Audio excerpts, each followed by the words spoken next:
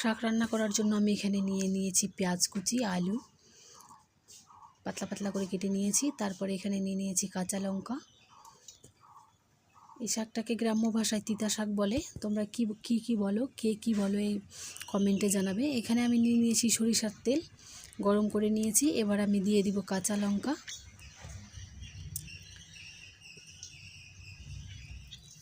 এখানে কয়েকটা কাঁচা লঙ্কা দিয়ে দিলাম। পেঁয়াজ কুচি দিয়ে দেব আমি, সামান্য গোটা জিরা,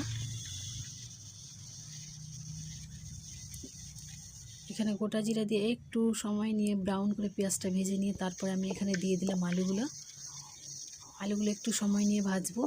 তারপরে আমি এখানে দিয়ে দিব সামান্য পরিমাণ লবণ আর একটু হলুদ। তারপরে দিয়ে দিলাম শাকটা। এবার উল্টো পাল্টে শাকটা ভেজে নেব। এই শাকটা খেতে তিতা হলেও স্বাস্থ্যের পক্ষে কিন্তু অনেক ভালো। শাকটা গ্রামে আশেপাশে, বাড়ির আশেপাশে অনেক পাওয়া যায় গ্রামে। এই শাকটা খেতে তিতা হয়, কিন্তু তার জন্য আমি এখানে পেঁয়াজ আলু দিয়েছি, তাহলে তিতাটা কম লাগবে। এই শাকটা স্বাস্থ্যের পক্ষে কিন্তু অনেক ভালো।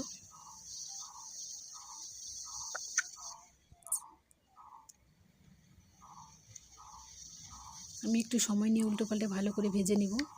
শাকটার কালারটা চেঞ্জ হয়ে আসছে, আর একটু সময় নিয়ে ভাজবো।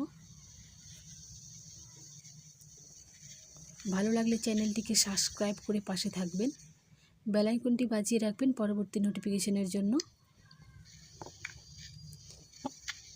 শাকটা আমার প্রায় হয়ে আসছে, কালারটা খুব সুন্দর হয়েছে। এই শাকটা খেতেও কিন্তু অনেক মজা হয়।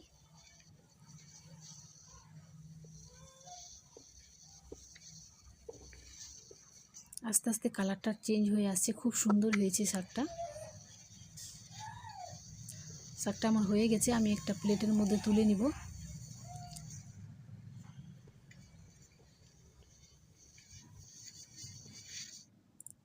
শাকটা আমি একটা প্লেটে তুলে নিলাম।